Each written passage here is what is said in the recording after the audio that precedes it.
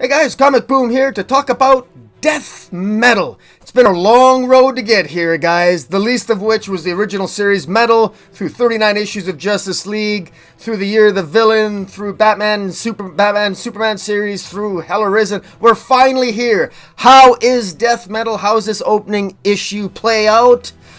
What do I think of it? Let's check it out.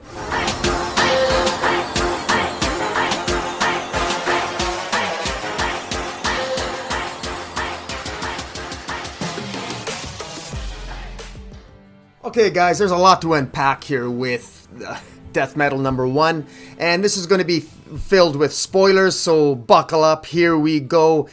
Spoiler review coming up in 3, 2, 1. Guys, Death Metal #1, I enjoyed it.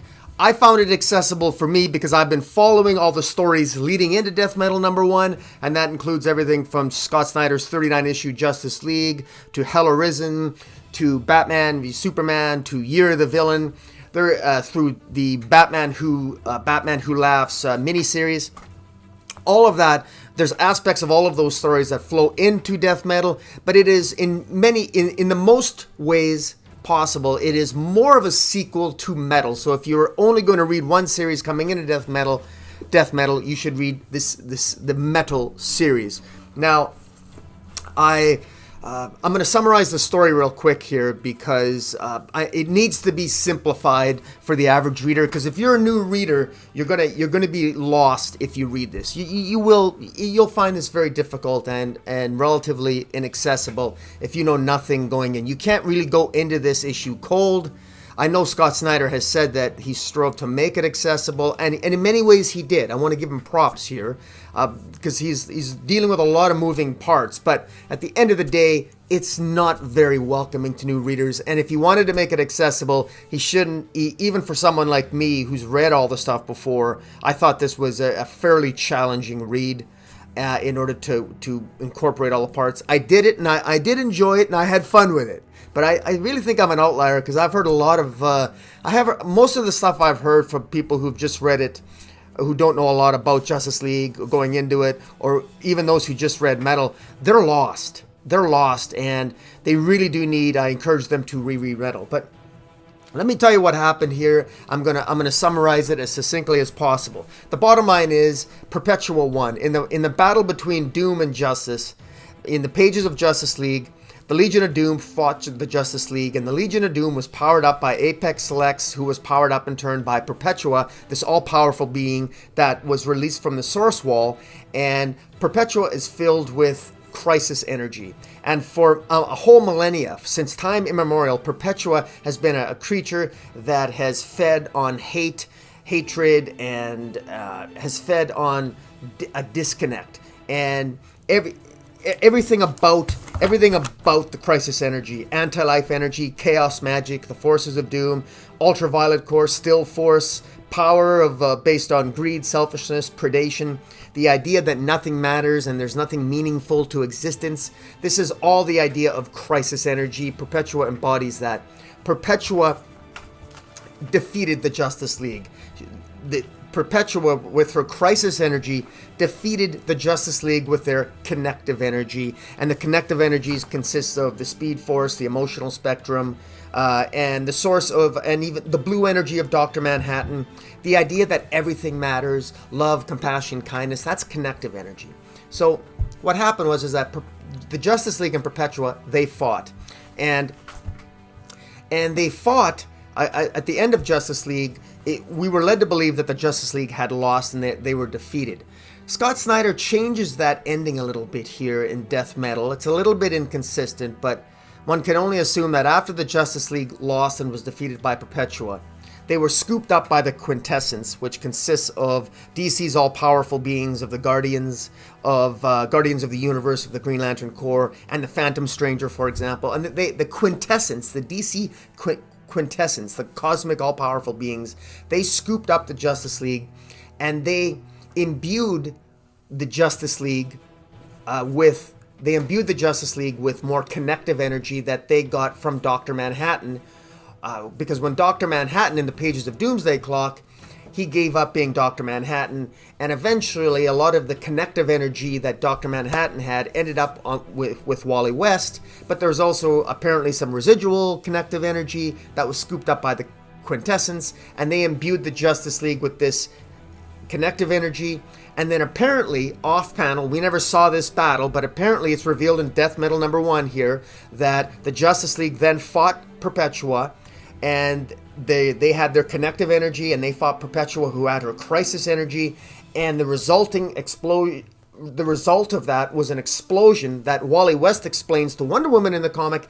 Wally West doesn't really know what happened exactly. He doesn't know who won or lost, but the result of this explosion was that it burned out our sun. It burned out the sun of the DC universe. And all of us, and then when that burned out the sun, that resultant explosion from the connective energy of the Justice League and the crisis energy of Perpetua, when that came together, the result of that was so catastrophic that it burned out the sun. And from that point, that's essentially when Death Metal #1 begins. That's kind of really what it begins. And a lot of what I just said was explained in Death Metal #1. None of this was made clear in any previous series that I talked about. So that's a major criticism of this storyline, because this is explained in Death Metal #1, but it's never been shown to us in previous series. That's a legitimate criticism, but nonetheless, you can still have fun with it. Now, having said all that, how is it then? If they fought to a stalemate and there was an explosion and the sun was burnt out, how was it that it looks like Perpetua has won here? How could Perpetua have won? Well, what happened is that Perpetua made a deal with the Batman Who Laughs, and Perpetua, who had Lex Luthor as her first lieutenant, essentially, she abandoned Lex and chose the Batman Who Laughs, because the Batman Who Laughs said to Perpetua, look, if I will give you access to more crisis energy than you can possibly imagine from the Dark Universe, because Perpetua doesn't have a connection to the Dark Universe. Perpetua is the overseer of the multiverse, of the DC multiverse, but not the DC Dark Universe. And so what that has essentially meant was that Perpetua doesn't really understand the Dark Universe, but the Batman Who Laughs does. And the Batman Who Laughs says, look, there's always a crisis happening in the Dark Universe. And we know that from Flash Forward. We know from the Wally West series, Flash Forward, that 6-issue series, that all the Earths that make up the Dark Universe are essentially decaying and they're collapsing into themselves because there's always something negative happening in all of them. It's the darker versions of the multiverse in the Dark Multiverse, and all the worlds in the Dark Multiverse inevitably decay because there's always a crisis going on. And the Batman Who Laughs, he makes a deal with Perpetua and says, look, I will give you access to the Dark Multiverse through my towers, through my antenna. The antenna that are on top of Castle Black, or pardon me, Castle Bat. There's the headquarters of the Batman Who Laughs is Castle Bat, and on top of Castle Bat are these antenna. And these antenna, which you also see in the original Metal series, these antenna essentially create access, and they help feed in energies from the Dark Multiverse. And these antenna draw in crisis energy that Perpetua uses to be more powerful than the Justice League. And the reason why the Justice League are now essentially puppets of Perpetua in this opening issue, and while they're trying to fight, they're trying in vain to fight back, but most of them are already imprisoned by Perpetua. Most of the heroes and villains are imprisoned by Perpetua, and they already are exhibiting darker versions of themselves along the lines of the Secret Six. The reason why that is, the reason why Perpetua has all that power is that she's constantly being fed crisis energy from the Dark Universe thanks to the machinations of the Batman Who Laughs. And the Batman Who Laughs, what he gets out of it is that when Perpetua, in using the crisis energy, destroys all the remaining Earths of the 52 Earths in the universe, then she's going to remake the multiverse in her image and reward the Batman Who Laughs with his own world and own Earth to do whatever he wants with it. So that's what is actually happened here. That's what's happening.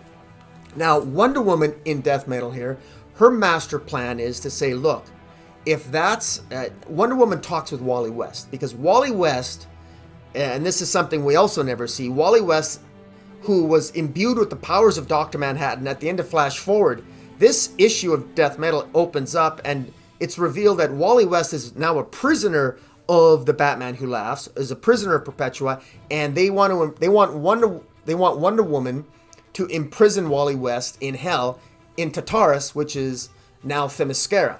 And on Themyscira, deep beneath Themyscira, is Tartarus, which is where hell is, and they want to store Wally West there, and he's a very special prisoner. And of course he's very special because he's imbued with a lot of connective energy. Now, how are they able to capture Wally West if he's got the powers of Dr. Manhattan and he's got so much connective energy with him? That's not really explained. I don't know if it will ever be explained, but I do know this, that there is more crisis energy than there is connective energy in the mainstream DC universe right now, because Perpetua, through the help of Batman Who Laughs, keeps getting fed crisis energy from the dark multiverse. And that's why the heroes are always losing in the DCU right now. That's why they've really seemed to have lost, because Perpetua has managed to find a channel in which she can constantly be fed crisis energy to destroy and defeat the connective positive energy of the heroes. Now, it's also worth noting that the only reason that there's ever been a crisis on Infinite Earths, or an infinite crisis, or a final crisis in the DC universe, is because Perpetua, who at one time was trapped behind the Source Wall, it's been through Perpetua's hatred of this universe that, ironically enough, she played a role in creating. She didn't like the connective energy. She thrived on crisis energy. She wanted there to be nothing to have any meaning. She wanted there to be anti-life. She was just a hateful bitch. She was evil. And the cosmic judges of creation wanted Perpetua, they imprisoned her behind the Source Wall because they wanted her to grow to love the DC universe, and as the DC universe developed and grew and became more connective and loving and compassionate, and as things evolved, they were hoping that Perpetua would evolve with the universe, because maybe she would grow to love that which she played a part in creating. But that never happened. Instead, her hatred grew, and as her hatred grew, the powerful crises happened in the DC universe. The original Crisis on Infinite Earths, the Infinite Crisis, and Final Crisis. So that led to all that happening through different periods of time. It also led to Convergence and all this other stuff. All the nonsense, all the various crises, however you choose to define them, that happened in the DC universe, you can all attribute to the hatred of Perpetua feeding off crisis energy and leaking it through the Source Wall. Well, now, of course, the Source Wall was destroyed in the pages of Justice League. It broke down. Perpetua now, in her full glory, is not only released in order to destroy the multiverse and make it in her image, but she's got access to a brand new dark multiverse that is now constantly feeding her these crisis energies. So, how in the heck are the heroes supposed to battle that? They've got a villain who's got unlimited access to crisis energy. And if they have unlimited access to crisis energy and they don't have any access to connective energy, how are they possibly going to defeat Perpetua? Well, here's the plan that Wonder Woman has. And this is very interesting here. And Wonder Woman's plan, once she's essentially told all this by Wally West, because Wonder Woman communicates with Wally West communicates with her, she violates Batman Who Laughs orders, she goes down and she visits and talks to Wally West, and upon Wally West telling her this, Wonder Woman has the plan of attacking the dark multiverse to create an anti-crisis in the multiverse. Hence, that's the phrase of this opening issue. This issue is actually called an anti-crisis, part 1 of an anti-crisis. That's what this issue is called. Part 1, anti-crisis. Everything matters. Because Wonder Woman says in this issue that everything matters. She maintains her hope that everything matters. We got to get it back to the way it is. Wonder Woman even disagrees with Batman in this issue, who was a revolutionary. Batman's like a rebel in this issue. At one point, he gets a Black Lantern ring and he attacks and he raises the dead in his sort of skirmish attack against the Batman Who Laughs, who has a meeting with all the members of his own quasi-dark Justice League. And he even resurrects Jonah Hex. This is pursuant to a cemetery, a deadbeat cemetery that exists on the land where Castle Bat exists, where the antenna are on the top of Castle Bat, feeding off the dark energies and the crisis energy and sucking in the crisis energy from the dark multiverse. Batman wants to win a series of battles.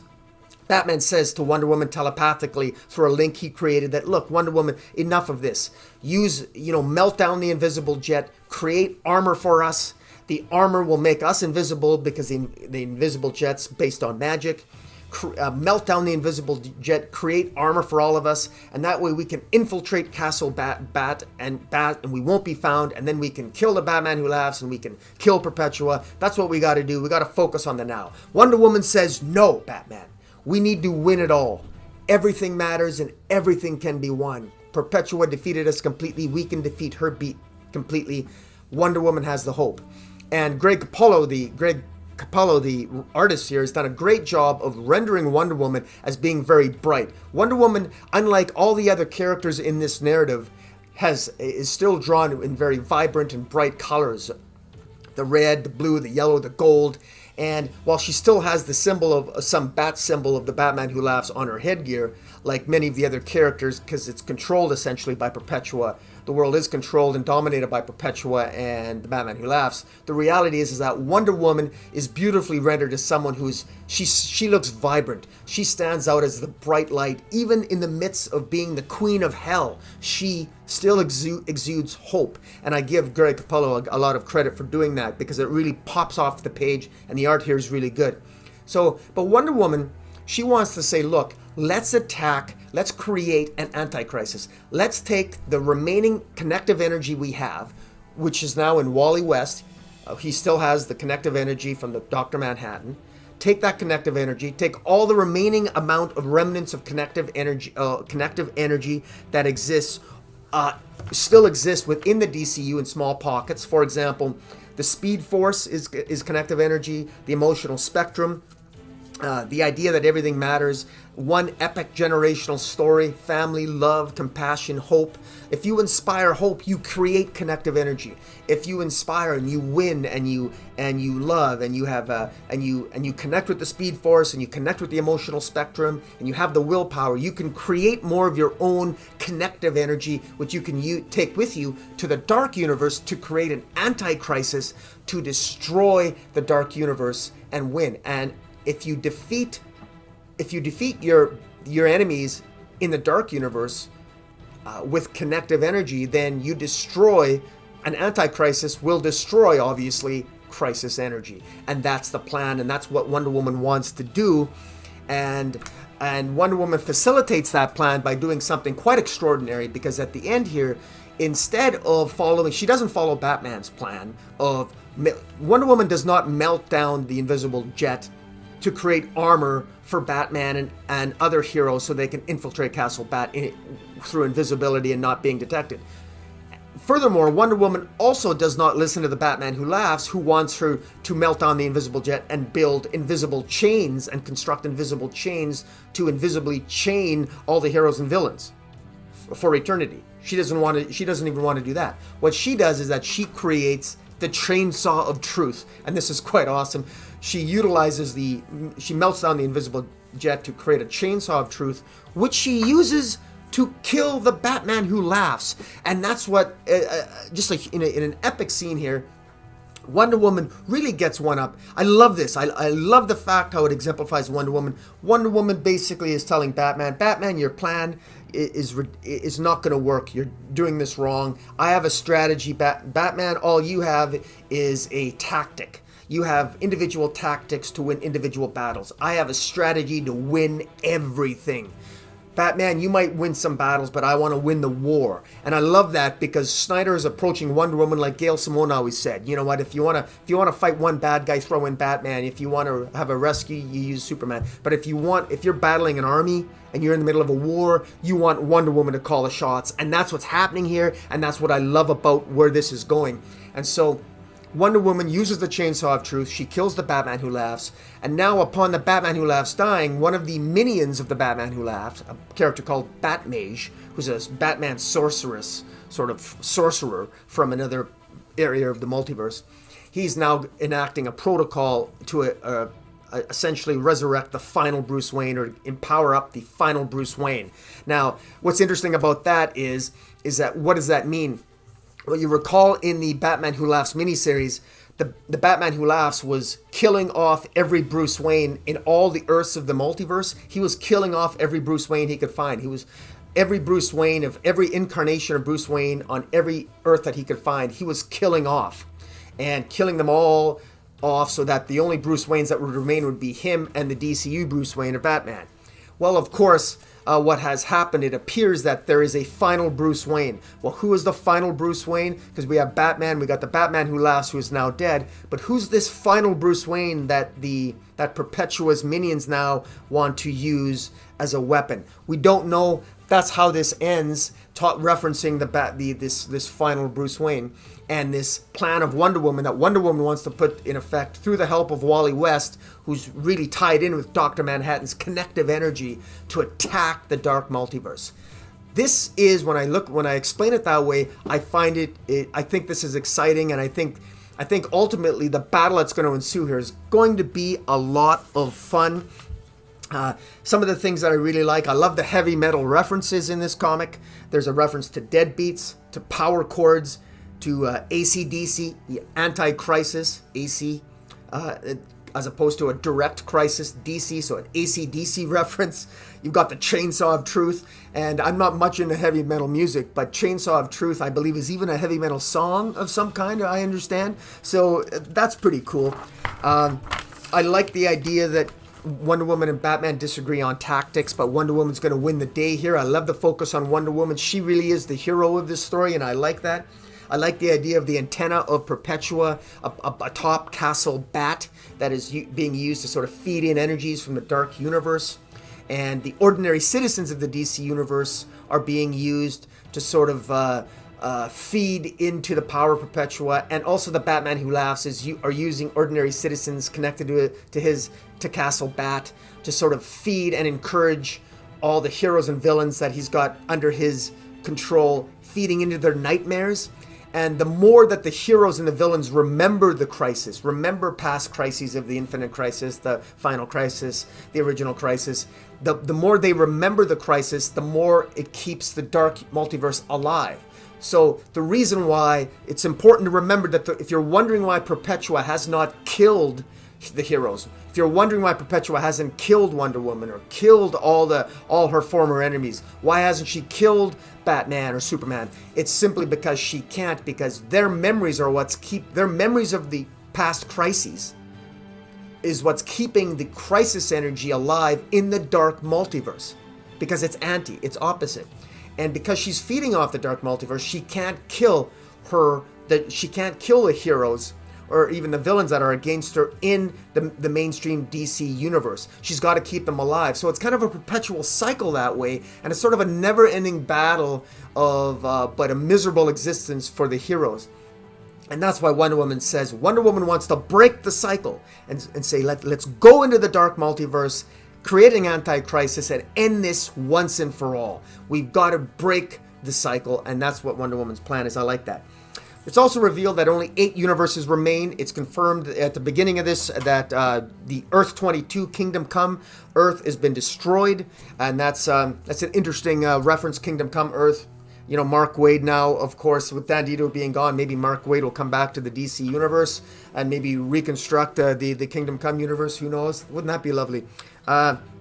Wally West is captured and explains to Wonder Woman what happened. We're not really sure how Wally West was captured, but we can speculate that all the excess energy, crisis energy that Perpetua gained from accessing the Dark Universe, she used to capture and overwhelm Wally West, who, even though he's connected to the kind of connective blue energy of Dr. Manhattan, that it's not enough since Perpetua has an unlimited supply of crisis energy pursuant to her connection to the Dark Universe.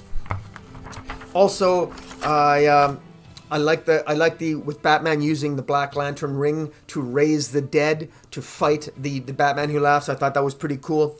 The idea that Perpetua's hate is what has fostered and created past crisis in the DC universe. So even behind the source wall, it was her hate that fostered and created the various crises that have happened in the DC universe. I thought that was kind of an interesting concept.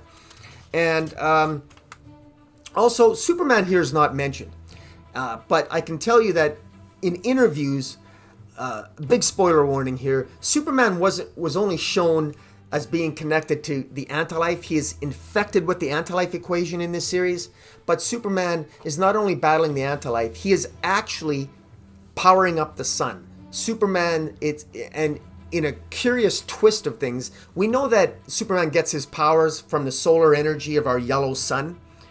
Well, because our sun was destroyed, it was burned out from the initial battle between Doom and Justice, and the result of the connective energy and crisis energy coming together resulted in an explosion that burned out our sun.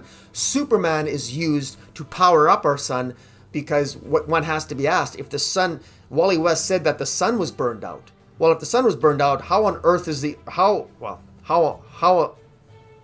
can Earth exist if the sun doesn't exist? The sun must still be functioning, and that's because we will learn it's because Superman, who does, while fighting the anti-life infection, is also doing his best to use his own solar cells, I believe, to power and keep our sun burning.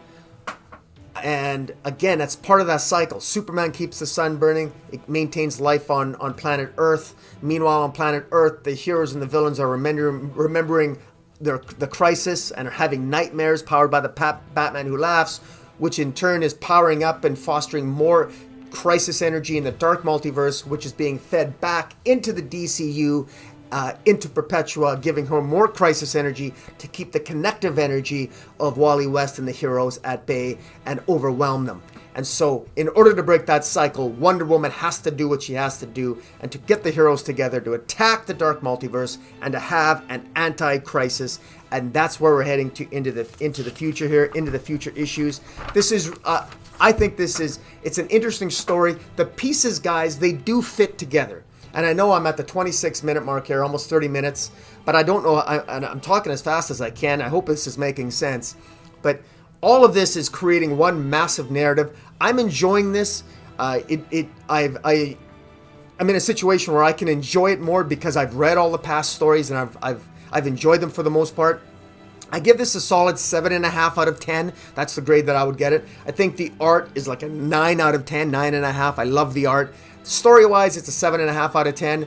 It does have its weaknesses. It has its flaws. It's not readily accessible, but if you're willing to put the time into it and read, and the money into it to read past stories, you can probably enjoy it more. I know on Comixology you can buy the entire Metal series, I think for $6.99 or $7.99 American. You might want to do that and just reread that to sort of own up on things. And yeah, so overall, I enjoyed this. I did like the settings. I should mention that there's the Arkham Wastelands, there's Castle Bat, there's Themyscira, which is hell, there's Megapocalypse, and there's the Fall of Captain Atom, which is another environment upon which this series is based. There are many dark versions of a lot of the characters that have darker bat versions of themselves. Plastic Man, Demon, Scarecrow, Dark Father, who I think might be Darkseid. Mr. Miracle is the guardian of a new apocalypse. Aquaman is the commander of the Black Fleet. Deathstroke, Phantasm, Clayface, Penguin, Baphomet, Batman Beyond. Harley Quinn's in here with a shaved head. Dr. Arkham is in here. There's a new character called Batmage, who is Batman Who Laughs First and a lieutenant. There are a lot of moving parts here, a lot of characters. I'm sure there's Easter eggs that I missed, guys.